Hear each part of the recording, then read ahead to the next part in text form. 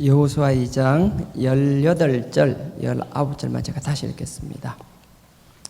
우리가 이 땅에 들어올 때에 우리를 달아 내리운 창에 이 붉은 줄을 매고 너의 부모와 형제와 내 아비의 가족을 다 내 집에 모으라. 누구든지 내 집 문을 나서 거리로 나가면 그 피가 그의 머리로 돌아갈 것이요 우리는 허물이 없으리라. 아멘. 여러분들 잘 아는 그 여호수아 2장 내용은요, 기생 라합 이야기가 나옵니다. 정탐꾼 2명이 들어가는 이야기가 있고요, 기생 라합이 있고요. 여러분들 많이 기생 라합 이야기도 많이 하고 정탐꾼 이야기도 많이 아시는데, 저는 여호수아 2장을 좀 특별하게 생각합니다. 믿음장이라고 생각을 하거든요. 여러분들 요거 뭐 하나 끼워 놓으시고요. 끼우시고 신약으로 가겠습니다. 히브리서 11장 믿음장. 믿음은 바라는 것의 실상이요 보이지 않는 것의 증거니라고 시작한 히브리서 11장 있죠. 믿음장이라고 이야기합니다. 저는 항상 이 믿음장을 읽을 때마다 감사보다는 좀 주눅이 든다고 그러나요? 다 멋있어요. 다 멋있고 다 좋은데 내가 이렇게 살 수 있을까 생각해 보면 읽고 나서 감사한 게 아니라 주눅 드는 장인데, 그렇게 시작합니다.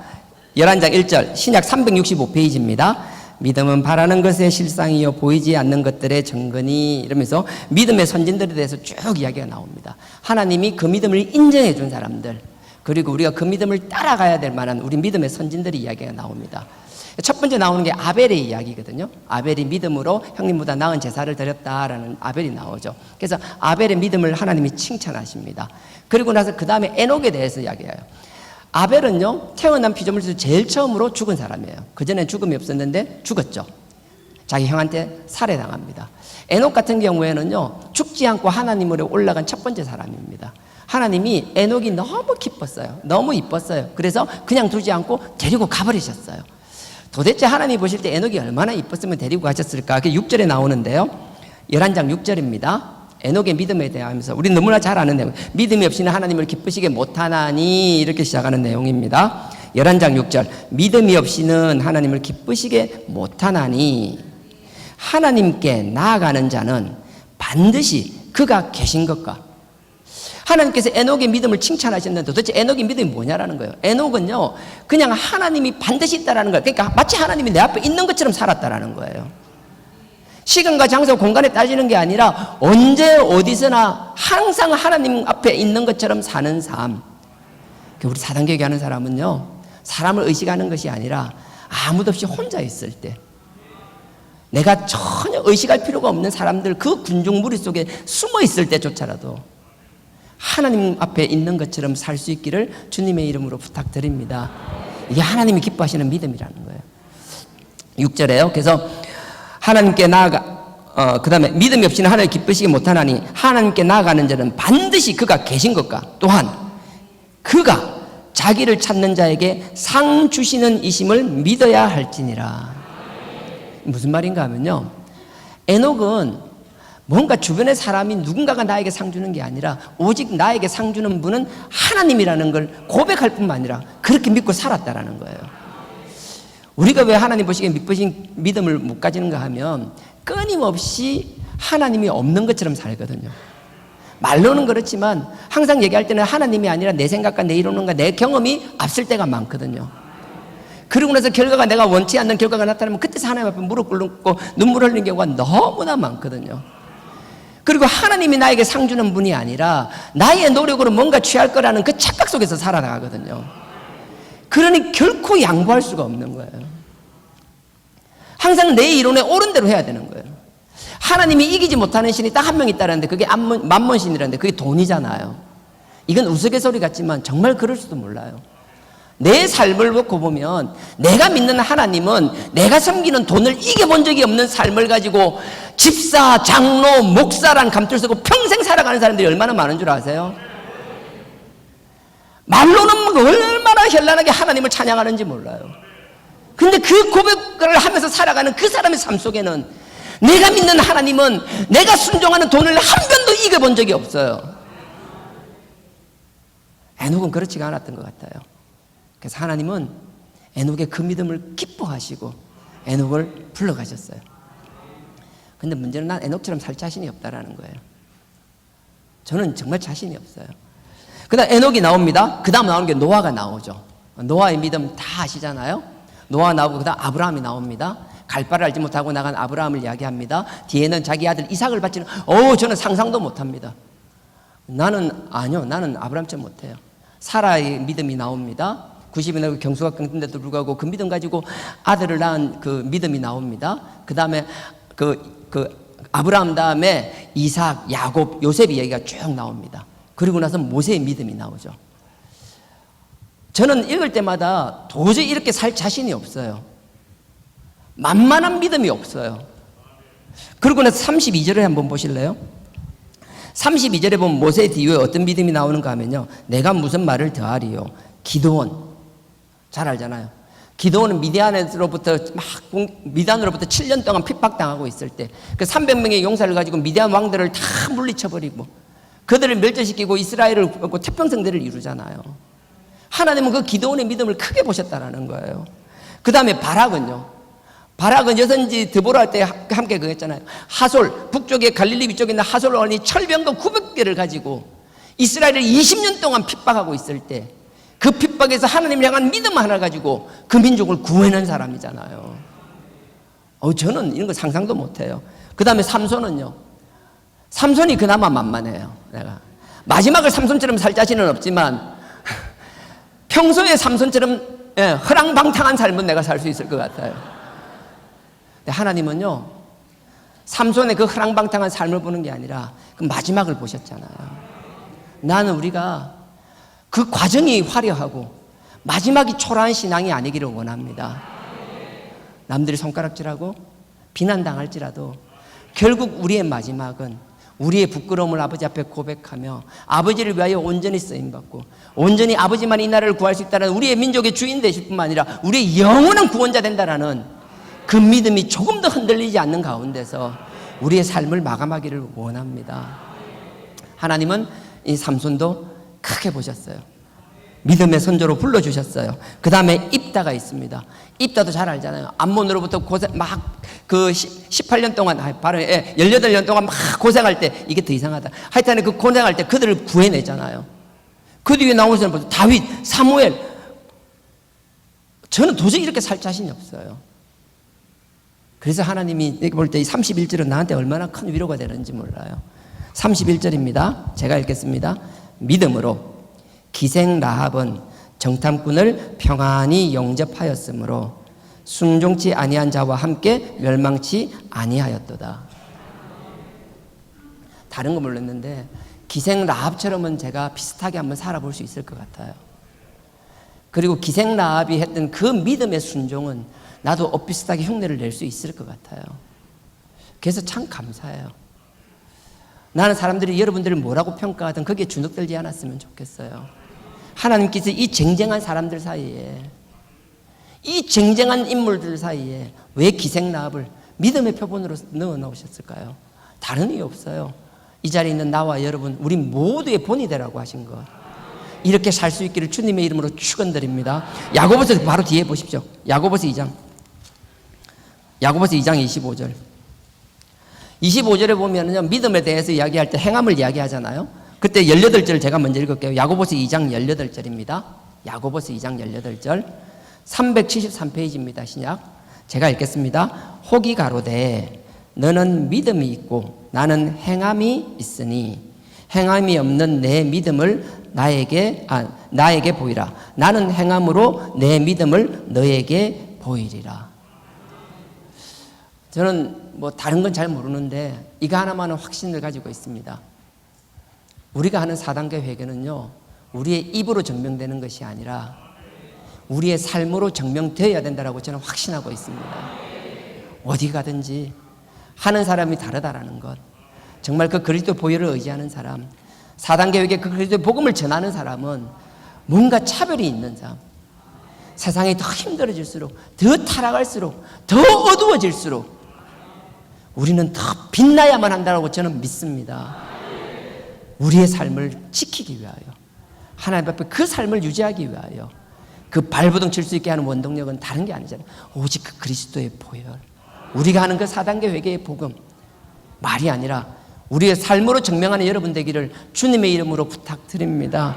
25절입니다. 보세요. 또 이와 같이 기생 라합이 사자는 정탐꾼들을 이야기하겠죠. 저 정탐꾼들을 접대하여 다른 길로 나가게 할 때에 행함으로 의롭다 하심을 받은 것이 아니냐.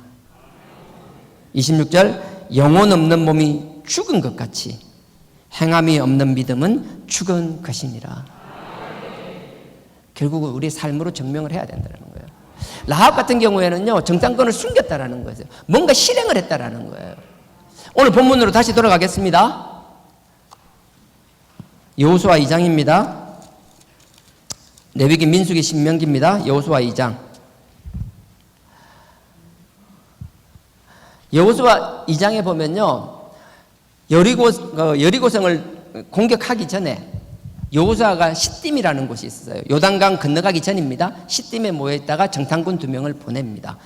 여리고성으로 정탐꾼을 보내고요, 그리고 나서 넘어가는데 시딤에서 정탐꾼을 보내고 그 정탐꾼이 여리고로 가는데, 여러분들 자꾸 저는 모르겠어요. 저만 그렇게 배웠는지 모르겠는데 저는 어릴 때 여리고성을 굉장히 난공불락의 요새라고 배웠어요. 그건 맞긴 맞아요.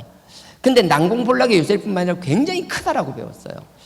왜 그렇게 배웠는지 모르겠는데 저를 가르쳤던 선생님은 뭐라고 했는가 하면, 이스라엘의 장정들이 다 손을 잡고 서게 되면 여리고성을 겨우 둘러설 수 있다라고 얘기하는 거예요. 근데 여리고성 같은 경우에는요, 실제 사이즈가 어느 정도인가 하면, 여러분 나중에 마치고 문 열고 나가면 코롱 하늘채 아파트 1단지가 바로 우리 길 건너에 있거든요. 1단지입니다. 여리고성은 코롱 아파트 1단지의 한 3분의 2 정도 크기 돼요. 한 10,000평? 좀 더 쉽게 얘기하면 우리 교회하고 옆에 주차장 있죠. 나가게 되면 주차장하고, 우리 교회하고 주차장하고 합친 거에 한 3배 정도? 굳이 더 쉽게 이게 설명이 될지 모르겠는데, 우리 교회와 주차장과 여기 대림아파트 4단지 묶어놓은 정도? 생각보다 그렇게 크지는 않아요. 근데 저는 어떻게 됐는가 하면 그 60만 장정이 삥 둘러서는 거로 돼요. 그래서 그렇게 믿고 살았어요. 근데 어느 순간 보니까 그건 아니더라고요. 이게 60만 명이 이렇게 둘러설 정도 되면 사이즈가 어느 정도인지 여러분 상상이 안 갈 거예요. 왜냐하면 60만 명 모아놓은 걸 본 적이 없잖아요, 여러분들이. 이 북구 주민 다 해봐야 뭐 20만 명 안 될걸요? 엄청 큰 거잖아요. 나중에 알겠다. 아, 그거 아니구나. 선생님들도 모르고 그냥 가르쳤고 나도 그냥 그렇게 배웠구나, 이런 생각했어요. 그냥 모르겠어요. 그 정도 되면 한 바퀴 하루 어떻게 보는 건 모르겠는데, 그 무거운 복개를 메고 마지막 날 7바퀴를 돌고 성이 무너지고 반나절을 전쟁을 해야 되는데, 불과 4-5시간 만에 그걸 7바퀴를 돌았다는 게 현실적으로 말이 안 되잖아요. 그래서 하여튼 여리고성은 여러분들이 혹시 저처럼 굉장히 큰 성으로 알고 있다면 그건 아닙니다. 그냥 앞에 보는 고롱 하늘채 1단지보다 그 정도, 그거보다 약간 작은 정도. 그걸 염두에 두시고 보시면 좋겠어요. 1절입니다. 2장 1절. 눈의 아들 여호수아가 시딤에서 2 사람을 정탐으로 가만히 보내며 그들에게 이르되 가서 그 땅과 여리고를 엿보라 하매, 그들이 가서 라합이라 하는 기생의 집에 들어가 거기서 유숙하더니. 하나님이 기생 라합이라 그랬어요. 라합이라는 기생이 있다 그랬는데, 좀 그건 맞아요. 근데 이게 꼭 기생이 우리가 생각하는 그렇게 몸을 파는 기생이냐라고 대해서는 약간 좀 고민을 해봐야 될 것 같은데, 수가성 여인도 그렇고 라합, 우리가 누군가를 들 때 그 사람을 폄훼하기 위해서 인용하는 건 좀 좋은 건 아닌 것 같아요. 하나님 기생이라니까 오케이, 기생. 근데 유대 역사전 요세푸스 같은 경우에는 이걸 몸을 파는 그런 집이 아니라 우리로 치면 지금으로 보면 여관 같은 거로 이렇게 해놨어요. 전혀 다른 의미예요. 그래서 기생이라고 여러분 믿으셔도 그냥 제 의견을 얘기하는 게 동의 안 하셔도 됩니다. 여러분들 2장 여기 뭐 끼워 놓으시고 6장 한번 가보실래요? 6장 23절. 이건 전혀 동의하실 필요가 없습니다. 그냥 박성준 목사가 저런 소리 하네라고 넘어가시면 됩니다. 앞에서도 반복돼서 나오는 이야기인데 여기가 더 명확하게 설명이 되어 있어서 제가 6장을 찾는 겁니다. 6장 23절.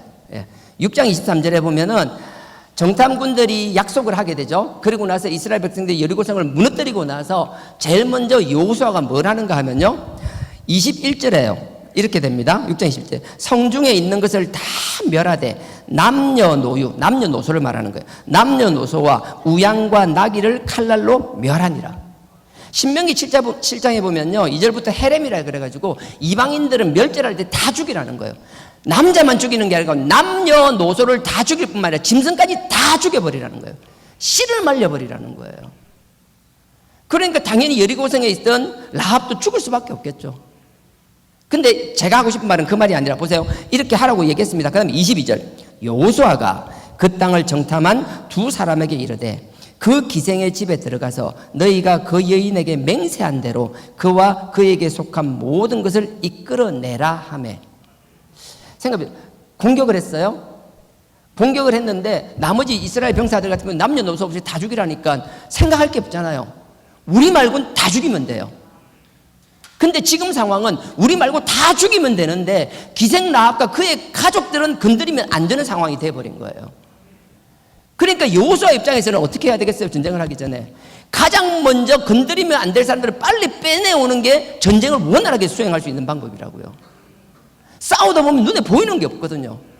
그래서 22절 여호수아가 그 땅을 정탐한 두 사람에게 이르되 그 기생의 집에 들어가서 너희가 그 여인에게 맹세한 대로 그와 그에게 속한 모든 것을 이끌어내라 그런 거예요. 근데 그에 속한 모든 것이 뭔지가 나와 있습니다. 23절에 정탐한 소년들이 들어가서 라합과 그 부모와 그 형제와 그에게 속한 모든 것을 이끌어내고 또 그 친족도 다 이끌어내어 그들을 이스라엘 진 밖에 두라고요. 라합만이 아니라 라합의 부모, 형제, 나머지 친척, 그 앞에 보면 그에게 속한 모든 사람들을 다 구해내라 그러는 거예요. 이 이야기를 왜 하는가 하면요, 당시 그 고대 사회에서는요, 몸을 파는 여자 같은 경우에는 거의 가족이 없거나 남편이 죽거나 자녀도 없거나 몸을 팔지 않고서는 도저히 생계를 유지할 수 없는 사람이 마지막에 가서 하는 게 몸을 파는 거였어요. 그렇기 때문에 몸을 파는 사람은 사람 대접을 받지 못했어요. 완전 인생의 끝자락에 가 있는, 완전 바닥에서 하는 것들이었어요. 근데 라합 같은 경우에는 기생이라고 나와 있는데 보면 부모가 있어요. 같은 성 안에 형제가 있어요. 친족도 있어요. 부모하고 친족도 속한 식솔들이 있어요. 그 정도 사는 사람이 왜 굳이? 오케이, 그냥 이 생각. 그래서 유대인들은 여기서 나오는 기생을 우리가 생각하는 기생으로 이해하지는 않아요. 그래서 요세푸스도 그렇고. 또 한 가지, 자, 이건 배경이니까 그냥 한 귀로 듣고 흘려도 되는 겁니다. 2장 6절요. 여호수아 2장 6절입니다. 라합이 딱 있는데 왠지 옷은 우리 가나안 사람 같은 옷을 입었는데 왠지 말투도 어눌하고 행동도 좀 어리버리한 사람들이 딱 두 명이 들어왔어요. 자기 집으로 딱 들어 뭔지 모르게 어설퍼. 왠지 어설퍼요. 근데 느낌이 어설픈 거 보니까 가나안 사람은 아닌 것 같아. 가만 보니까 가나안 사람이 아닌데 어리버리하게 두 사람이 왜 왔을까 생각해 보니까 딱 문득 생각이 들었던 것 같아요. 아, 이스라엘 사람들이구나. 정탐하러 왔구나. 그렇게 생각을 하고 그 두 사람을 데리고 방에 묵게 하는 게 아니라 옥상으로 데리고 올라갑니다. 옥상에 데리고 올라가는 게 6절 내용입니다. 보세요. 6절 제가 읽을게요. 실상은 그가 이미 그들을 이끌고 지붕에 올라가서 그 지붕에 벌려놓은 3대에 숨겼더라. 이 3대가 조상 3대 때 3대 1, 2, 3대 그런 게 아니고요. 뭔가 하면 여러분들이 옛날에 그 못이나 삼배옷 같은 데 보면 3대라고 아세요? 이게 쭉 한 걸 그걸 해가지고 잘라가지고 그걸 찧어가지고 벗겨가지고 그래가지고 시줄 날줄 해가지고 삼배 못이 삼배 그 뭐라 그래 뭐 배터리인가 하여튼 이상한 거 넣어가지고 북 같은 데서 넣어가지고 쭉쭉쭉 하는 거. 그 어르신들 다 알잖아요. 그걸 하려면 3배잖아요. 3배 재료잖아요. 이게 3대라는 게. 근데 이 3대가 지붕에 있는데 장정 남자 2명이 그 밑에 넣고 나서 덮었는데 표시도 안 날 만큼 수북히 있었다라는 거예요. 무슨 말인가? 옷 원료거든요.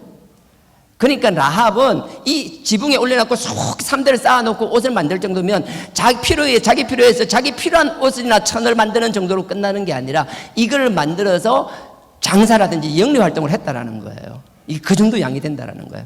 그러니까 이 집은 뭐 그냥 단으로 몸을 파는 집일 수도 있겠지만 그게 아니라 사람들을 상대로 오고 잠도 재워주고 필요한 자기가 옷가지나 원단 이게 뭐 천이라 그래도 이런 것도 팔고 하는 집이었을 가능성이 그냥 그렇다라고만 넘어가시면 돼요. 하여튼 그래요. 그래서 나는 잘 모르겠어요. 근데 하나님이 나에게 축복해 주셔서 혹이라도 내가 천국 가게 되면 혹시 라합 만나게 되면 내가 그래서 내가 책임질 말을 안 하려고. 책임 못 질 말을 안 하려고. 하여튼 라합은 그렇습니다. 말씀에 기생이라는 말 써도 돼요. 하지만 마음으로 자꾸 그 사람을 폄하하거나 그러지 않았으면 좋겠어요. 마태복음 1장에 보면요, 살몬이라는 사람이 나오거든요. 살몬, 연어 아니고요. 하여튼 살몬이라는 사람이 나오는데 살몬이 뭐예요? 정탐꾼 2명 중에 한 사람이었어요. 그 살몬이 누구랑 결혼해요? 마태복음 1장 라합이랑 결혼해요. 그래서 보아스를 낳았어요. 보아스 그 사람이 누구예요? 나중에 룻이랑 결혼하게 되잖아요. 그러니까 예수님의 조상이 되잖아요. 당시 개념으로 보면 정탐꾼을 뽑았으면 그 나름의 부족의 대표성을 가진 사람이 되는데, 그런 사람이 몸 팔던 여자랑 결혼하는 게 가능했을까 생각해 보면 모르겠어요. 이건 망부 내 생각이에요. 그냥 한 귀로 듣고 흘리셔야 됩니다. 여하튼 그런 배경이 있습니다. 그래서 기생 라합 집에 2명의 정탐꾼이 갔습니다. 갔는데 하나님 보실 때 이 기생 라합의 믿음을 크게 인정해 주셨잖아요. 기생 라합의 믿음은 우리가 따라할 만한 것 같아요. 그래서 이 기생 라합이 어떤 모습으로 어떻게 하나님께서 히브리서도 그렇고 야고보서도 그렇고 기생 라합의 행함을 믿음으로 의롭다고 인정해 주셨는데 도대체 무엇을 했는지를 오늘 찾아보기를 원하는 거예요. 첫째, 기생 라합은요 결단력이 있을 뿐만 아니라 정보에 뛰어났어요. 나는 여러분들이 4단계 회개한다라면 나는 그랬으면 좋겠어요. 4단계 회개한 사람이 첫 번째가 깨달음이라는 게 난 너무 감사해요. 여러분들이 말씀으로 죄를 깨닫는 건 당연한 거죠. 근데 거기 머무는 게 아니라 하나님은 자기가 예수님을 다시 오셔서 우리를 심판하실 때 우리와 하나님 사이에, 우리와 예수 그리스도 앞에 있는 죄 문제에 대해서 심판도 하시지만 그 심판만 하는 게 아니라 우리의 삶도 심판하신다라고 말씀하셨잖아요. 그렇게 기록되어 있고 계시록에서 그렇게 하시겠다라고 말씀하시잖아요. 그러니 우리의 깨달음은 죄를 깨닫고 끊임없이 그리스도 보혈로 지우는 것 당연해야 되죠. 하지만 그것으로 끝나는 게 아니라 하나님이 이 땅에 우리를 두신 이유는 우리의 삶의 자리에서 당신이 우리를 통하여 영광 받으시기를 원하며 당신의 영광의 도구로 쓰임 받기를 원하신다라는 거예요. 라합은 그랬어요. 라합은 좁은 여리고성에 갇혀 있었지만 그 여리고성 안에 갇혀 있는 것이 아니라 라합의 눈과 귀는 열려 있었어요. 하나님이 이스라엘 백성을 통해서 어떻게 역사하시는지를 다 듣고 알고 있었어요. 수많은 사람들이 하나님의 역사를 들었지만 듣고 나서도 아무 생각 없이 지났지만 라합은 결단했어요. 하나님께서 언제가 될지 모르겠지만 나에게 기회가 주시면 반드시 그 길을 쟁취하겠다는 믿음이 있었던 것 같아요. 그 확신이 있었던 것 같아요. 난 여러분들이 어떤 삶의 자리에 있는지 난 몰라요. 하지만 하나님이 다 이유가 있어서 여러분들 그 삶의 자리에서 그 일을 하게 하셨다고 저는 확신합니다. 그렇다면요, 여러분 생각과 여러분 기준에 이 정도면 됐다라고 자만하지 않았으면 좋겠어요. 끊임없이 여러분들이 하는 그 일에 관련된 일에 대해서 눈과 귀를 열었으면 좋겠어요. 끊임없이 주변을 듣고 같은 일을 하더라도 남보다 못한다 소리는 게 아니라 다른 사람과 비교하는 것이 아니라 이 일을 하는 사람들 중에서는 여러분들이 일을 잘한다 소리를 들었으면 좋겠어요. 성실하다는 얘기를 들었으면 좋겠어요. 뭔가 남들에게 항상 배우기만 하는 게 아니라 누군가를 가르치는 자가 되기를 원합니다. 라합은요 그랬던 것 같아요. 그래서 정탐꾼 2명이 왔어요. 어리버리한 2명이 왔어요. 그러니까 들어오고 앉아서 방에 탁 이렇게 재워준 게, 방을 잡아준 게 아니라 어떻게 돼요? 오자마자 바로 옥상으로 데려가서 그 3대 숲에 감춰버렸어요. 이 라합이 그렇게 할 수 있었던 건 끊임없이 하나님이 이 가나안 땅을 그들에게 선물로 주셨다는 걸 듣고 믿었고 확신하고 있었다는 것과 이 일이 생겼을 때 주저하지 않고 이 사람은 하나님이 보낸 사람들이구나, 하나님이 약속했던 가나안 땅을 저들에게 주셨다고 하셨으니 결정하는 거예요. 내가 어디에 서야 할지, 하나님 편에 서야 할지, 안 그럼 내가 이때까지 살아왔던 이 삶의 자리에 머물러야 되는 건지. 나는 여러분들이 그 결단을 이미 잘했던 사람이라고 확신합니다.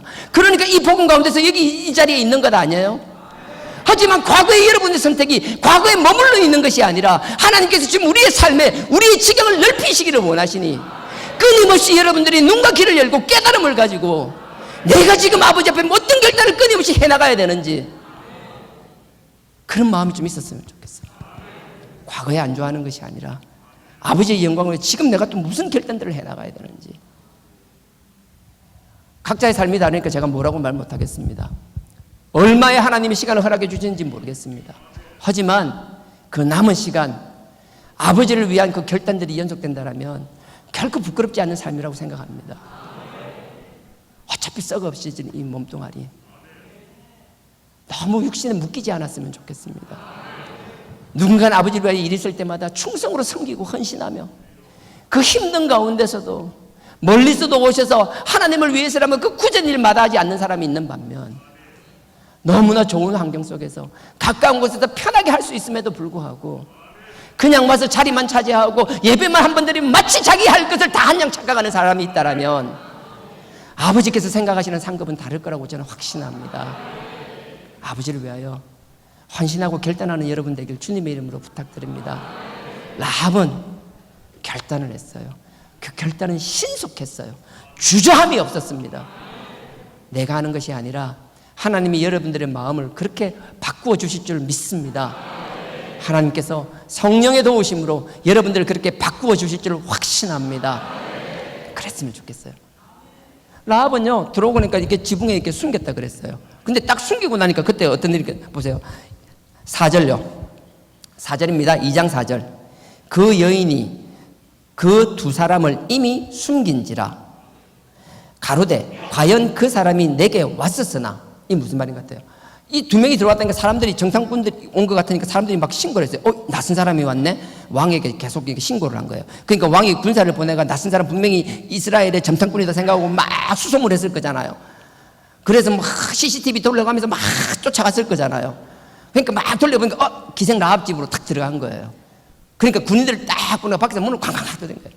여기 낯선 사람 두 명 들어왔는데 정탐꾼 같다고. 그 사람 어디 끄잡아내라고. 빨리 차단, 이제 어딘지 데리고 오라고.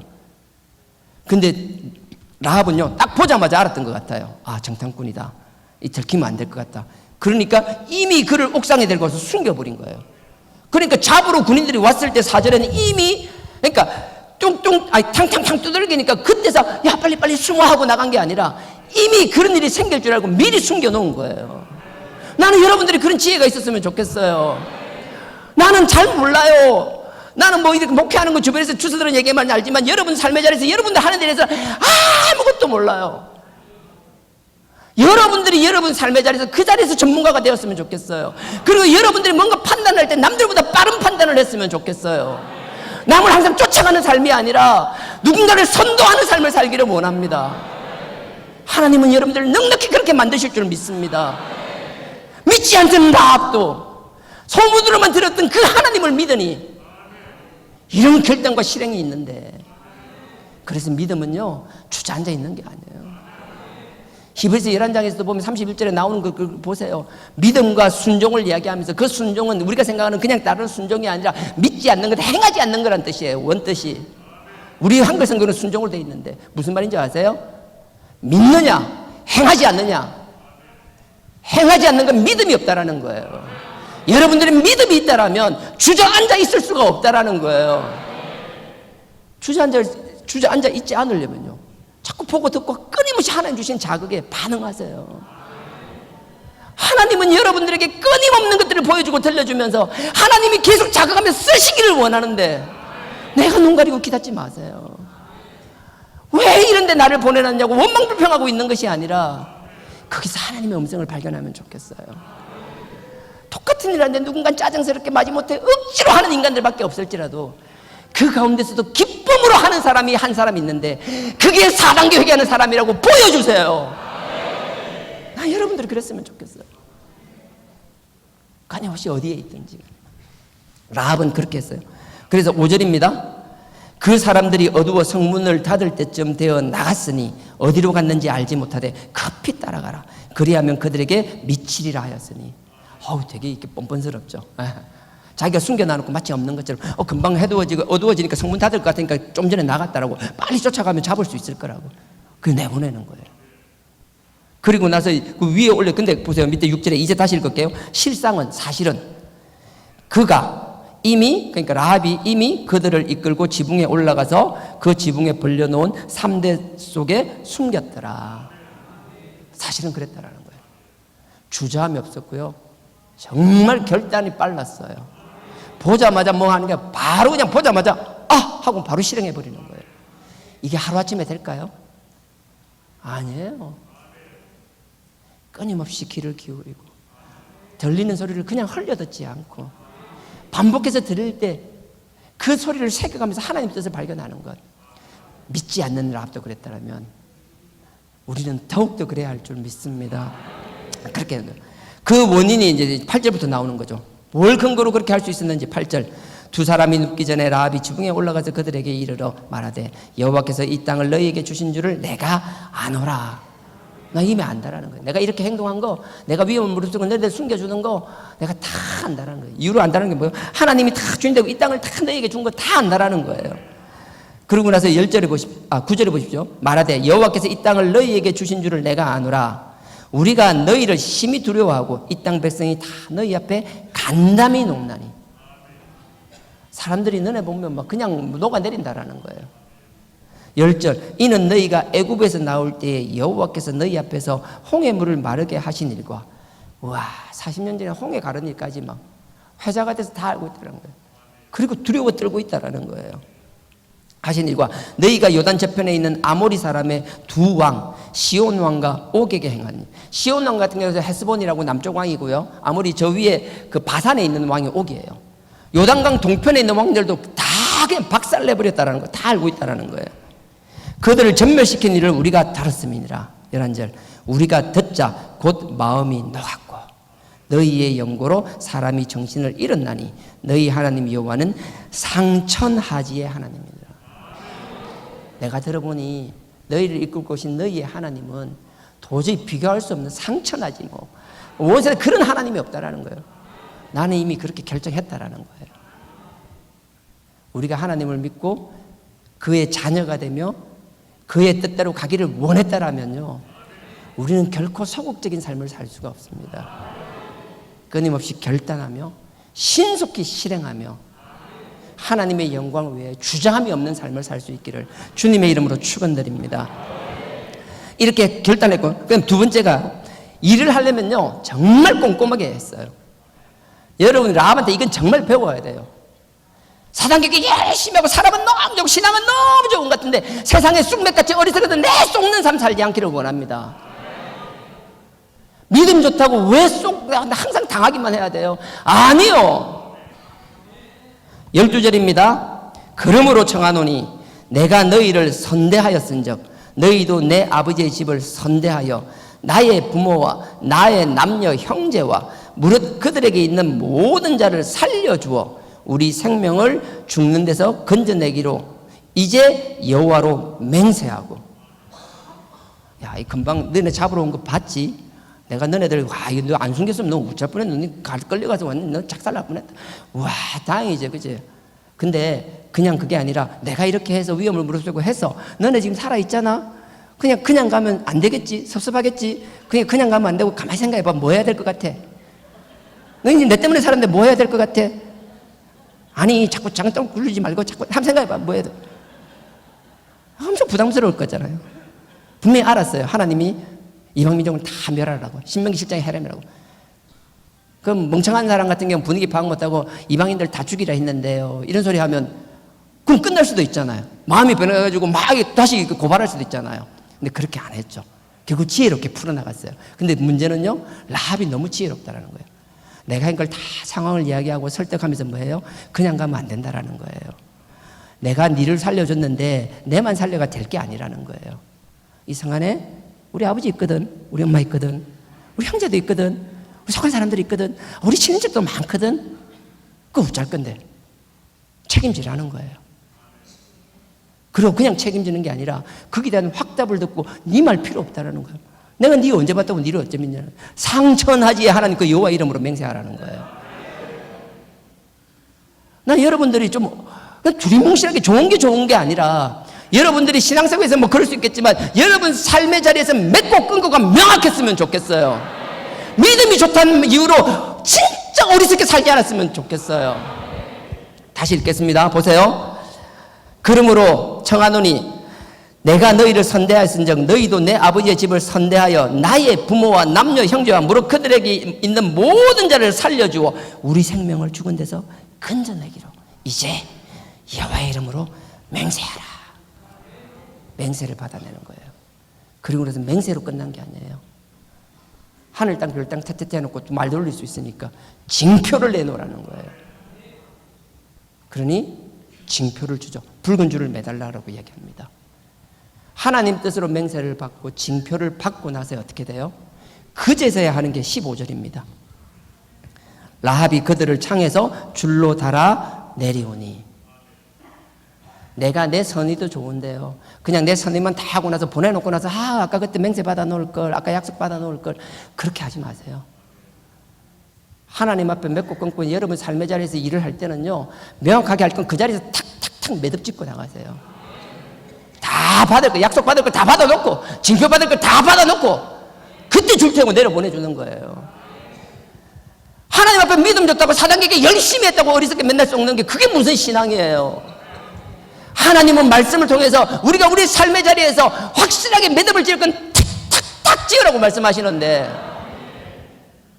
나는 여러분들이 이 신앙으로 여러분 삶의 자리에서 똑소리 나게 살기를 원합니다.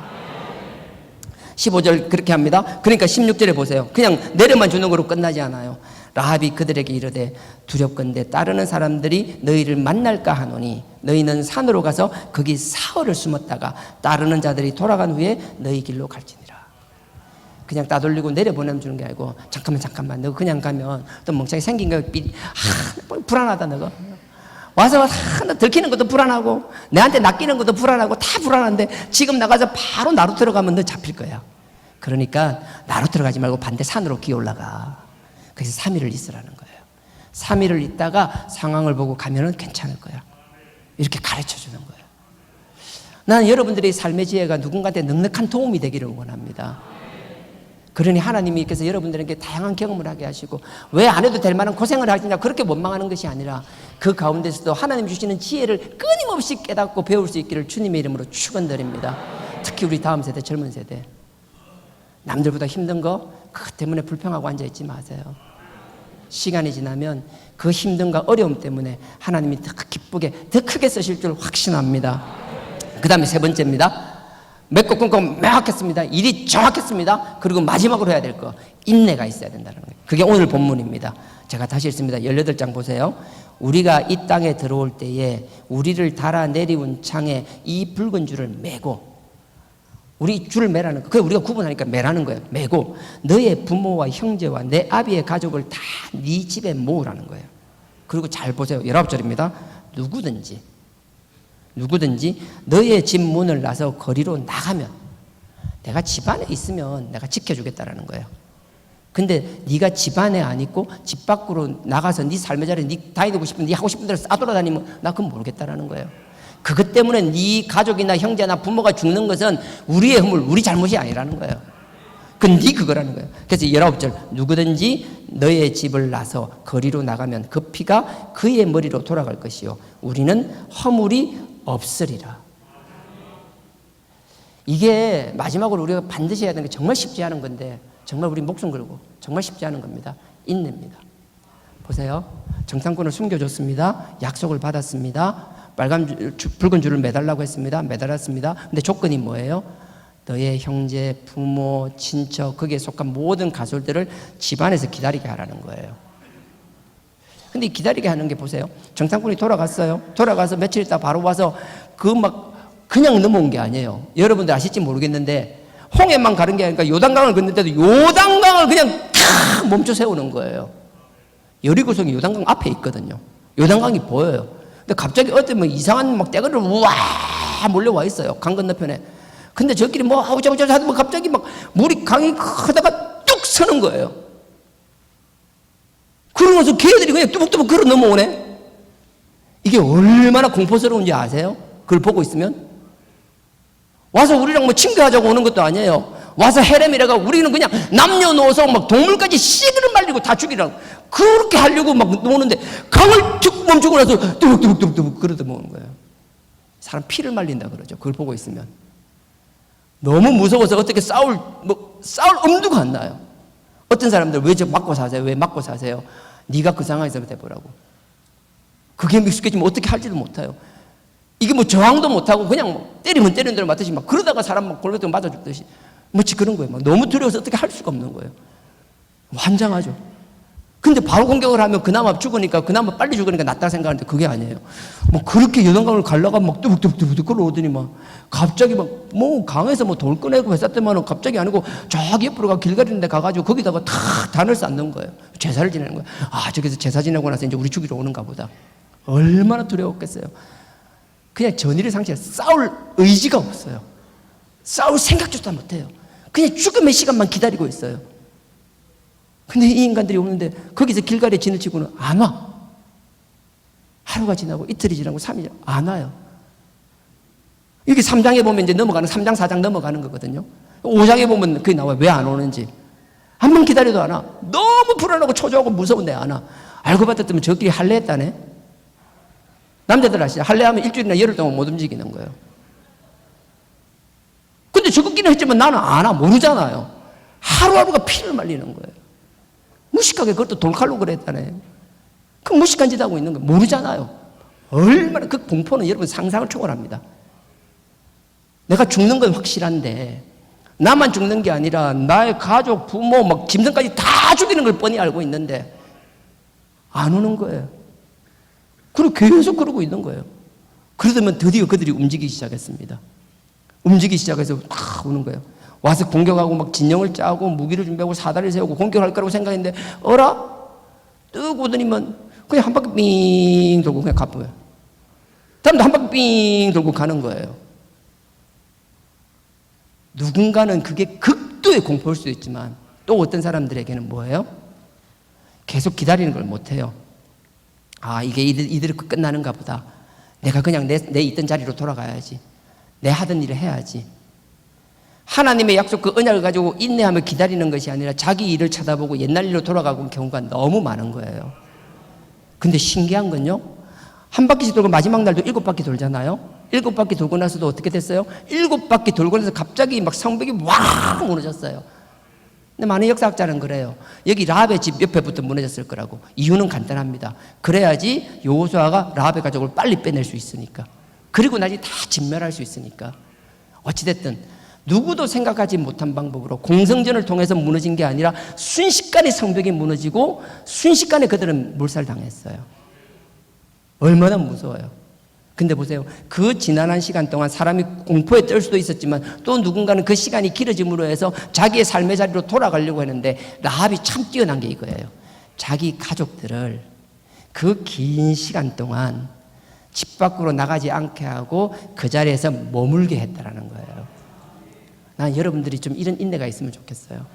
나만의 인내가 아니라 하나님이 여러분들에게 맡긴 영적 권속들이 있다면 그 영적 권속들을 위하여 그들을 영적 울타리 안에 묶어 놓을 수 있는 능력을 하나님께서 여러분들이 주시기를 축원합니다. 그 인내를 가지기를 원합니다. 나 하나만의 문제로 끝나는 것이 아니라 하나님이 맡긴 그 영혼들을 여러분들이 영적 울타리 안에 잘 가둬놓을 수 있게끔. 그래서 난 기생라합을 함부로 얘기 못하겠어요. 기생라합의 삶이 그 가족들에게 본을 보이지 못했다라면, 그들에게 인정받지 못하는 사람이었다라면 이 상황에서 기생라합의 말이 통했을까요? 기생라합은 정탐꾼을 직접 만나고 약속을 받아냈습니다. 나머지 가족들은요, 전혀 그게 아니잖아요. 그럼에도 불구하고 6장에 보면 그 가족들은 온전히 구원을 받았습니다. 난 여러분들이 다른 건 모르지만 이 믿음의 행동 3가지는 꼭 지켰으면 좋겠어요. 길을 열었고 상황이 주실 때 주저없이 결단하십시오. 그걸 두려워하지 않았으면 좋겠어요. 그 다음에 여러분들이 너무 어리석게 살지 않기를 원합니다. 여러분 삶의 자리에서 여러분들이 끊고 맺고 똑 부러지게 살 수 있기를 원합니다. 그리고 그 기간이 힘들지라도 언제 어떻게 될지 모를지라도 하나님이 약속하셨고 그 약속을 내가 믿고 그 약속을 내가 했다라면 그날이 올 때까지 그 약속을 믿고 인내하며 기다리기를 주님의 이름으로 축원드립니다. 하나님께서 그런 삶을 사는 나와 여러분, 우리 모두의 믿음을 기뻐하시고 아버지께서 우리를 통하여 역사하시리라 확신합니다. 이 복음은 여기에 갇혀 있는 것이 아니라 그리스도의 깃발을 높이 들고 열방 끝까지 나가야 할 줄 믿습니다. 그 일에 귀하게 쓰임받는 나와 여러분에게 주님의 이름으로 축원드립니다.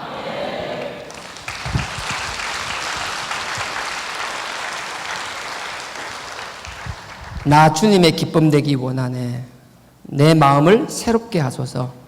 새 부대가 되게 하여 주사 주님의 빛 비추게 하소서. 내가 원하는 한 가지, 주님의 기쁨이 되는 것. 내가 원하는 한 가지, 주님의 기쁨이 되는 것.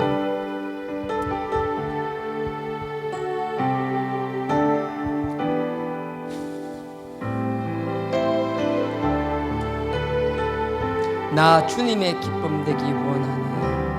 나 주님의 기쁨 되기 원하네. 내 마음을 새롭게 내 하소서. 마음을 새롭게 하소서.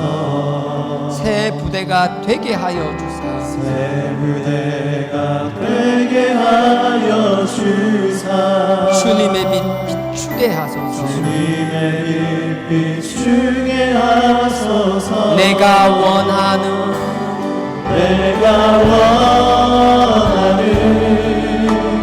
한 가지 주님의 기쁨이 되는 것. 주님의 기쁨이 되는 것. 내가 원하는 한 가지 주님의 기쁨이 되는 것. 겸손히 내 마음 드립니다. 겸손히 내 마음 드립니다. 나의 모든 것 받으소서. 나의 모든 것 받으소서. 나의 마음 깨끗게 씻어주사. 나의 마음 깨끗게 씻어주사. 주의 길로 향하게 하소서. 주의 길로 향하게 하소서. 내가 원하는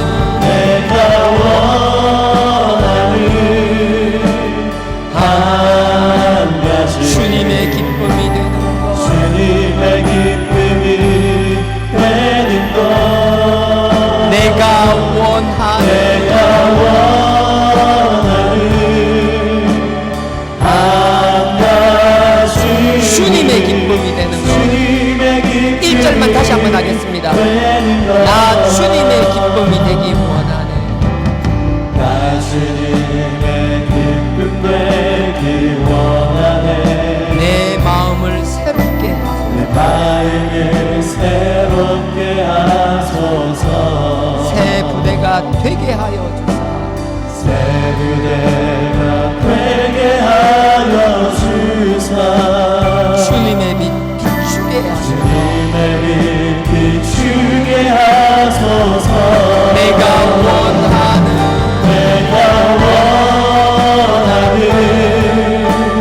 한 가지 주님의 기쁨이 주님의 기쁨이 되는 것. 내가 원하는 한 가지 주님의 기쁨이 되는 주님의 기쁨이 것. 내가 원하는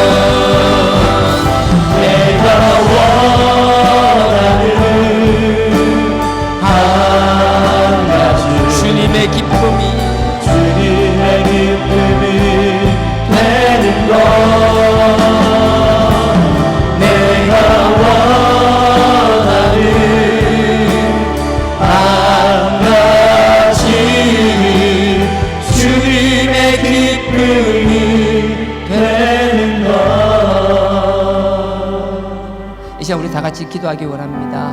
우리가 말로는 항상 하나님의 기쁨이 되기를 원한다라고 했지만 막상 우리의 삶은 아버지께서 들려주시고 보여주시는데 눈을 가리고 귀를 닫고 살았습니다.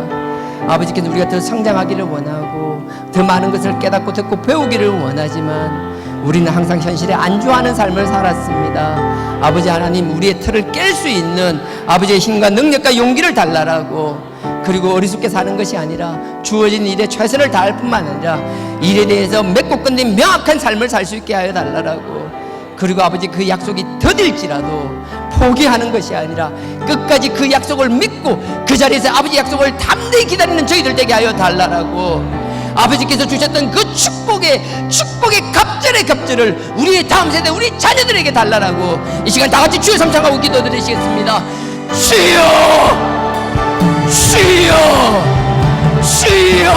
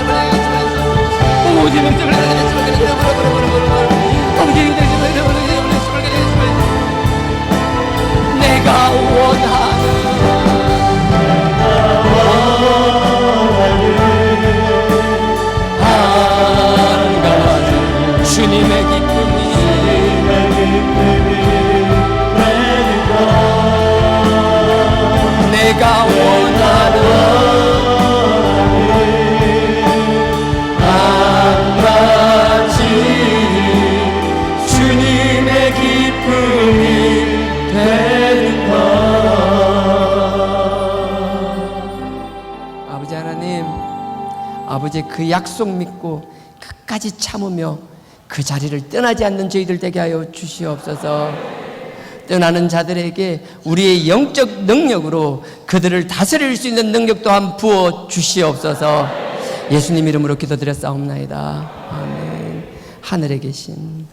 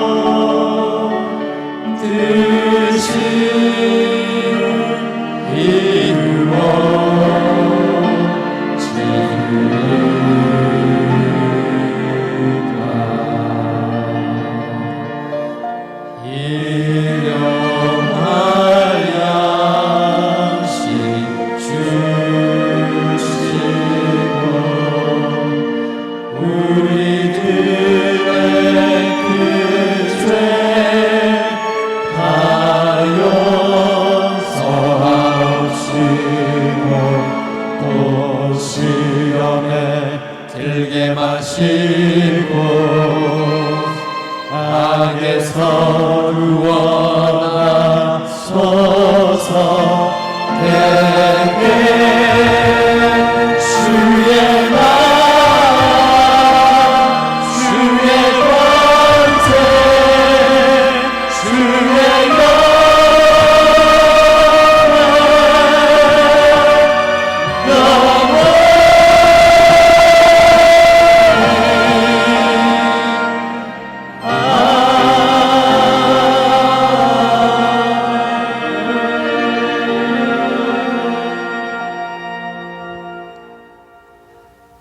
지금은 우리 주 예수 그리스도의 은혜와 하나님 아버지의 무한하신 사랑과 성령님의 감동, 감화, 교통, 깨닫게 하심이 아버지께 주시는 그 음성에 귀를 기울이며 아버지께서 허락하신 그 삶의 자리에 최선을 다하는 삶을 살며 아버지의 약속을 믿고 인내하며 기다리는 삶 살기를 원하는 우리 모든 성도님들의 머리 위에 지금으로부터 영원토록 함께 하시기를 축원하옵나이다. 아멘.